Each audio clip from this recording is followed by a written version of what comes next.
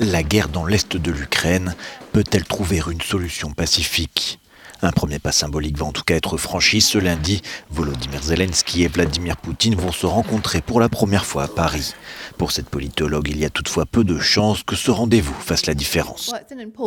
C'est une réunion importante parce que c'est la première en 3 ans et c'est le premier face-à-face entre Zelensky et Poutine.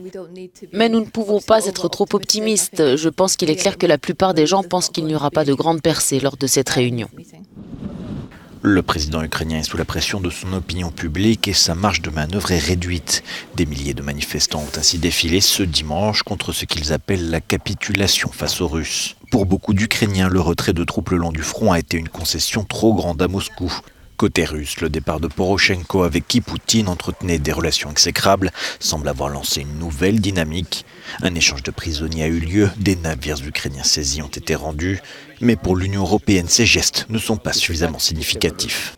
Je ne sais pas qu'est-ce que ça va donner, mais c'est bien évident de mon point de vue qu'avec la Russie, il faut à la fois tenir la politique des sanctions, tant qu'il n'y aura pas eu des avancées, et pour l'instant, il n'y en a pas.